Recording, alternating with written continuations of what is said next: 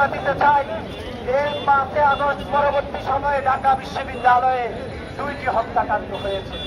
মানসিক ভারসাম্যহীন এক ব্যক্তিকে ঢাকা বিশ্ববিদ্যালয়ের এপেজ হলে আমরা দেখেছি পিটিয়ে হত্যা করা হয়েছে। তার ঠিক কিছুদিন পরে আমরা শাহরিয়ার আলম শাম্যকে হত্যাকাণ্ড হতে দেখেছি। এর আগে আপনারা দেখেছেন ঢাকা বিশ্ববিদ্যালয় সংলগ্ন এলাকাতে একজন বৃদ্ধ মহিলাকে ধর্ষণের শিকার হতে হয়েছে। এর আগে আপনারা দেখেছেন যে খুনি শেখ হাসিনা, সেই খুনি শেখ হাসিনা 2024 সালের জুলাই এবং আগস্টে 2000-এরও বেশি ছাত্র জনতাকে প্রকাশ্যে দিনে দুপুরে খুন করেছে। সেই খুনি শেখ হাসিনার গ্রাফিতি প্রকাশ্যে দিনে দুপুরে সন্ত্রাসীরা মুছে দিয়েছে। ঢাকা বিশ্ববিদ্যালয় প্রশাসন সেই গ্রাফিতি রক্ষা করতে পারে।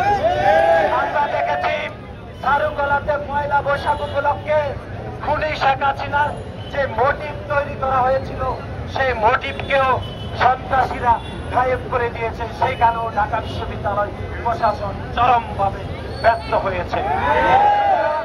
2টি হত্যাকাণ্ড, একটি ধর্ষণের ঘটনা, 2টি গ্রাফিতি মুছে দেওয়ার দায়িত্ব ঢাকা বিশ্ববিদ্যালয়ের মাননীয় উপাচার্য, মাননীয় বক্তব্যকে অবশ্যই বহন করতে হবে। আজকের এই অবস্থান কর্মসূচি থেকে আমরা ইন্টেরিয়াম গভর্নমেন্টকে অবশ্যই ঢাকা বিশ্ববিদ্যালয়ের প্রশাসনের বিষয়ে তাদের কি অবস্থান, সে অবস্থান ব্যাখ্যা করার জন্য আমরা জোর দাবি জানাচ্ছি। এমন অনতিবিলম্বে শাহরিয়ার আলম শাম্যের প্রকৃত খুনিদেরকে অবশ্যই গ্রেপ্তার করতে হবে।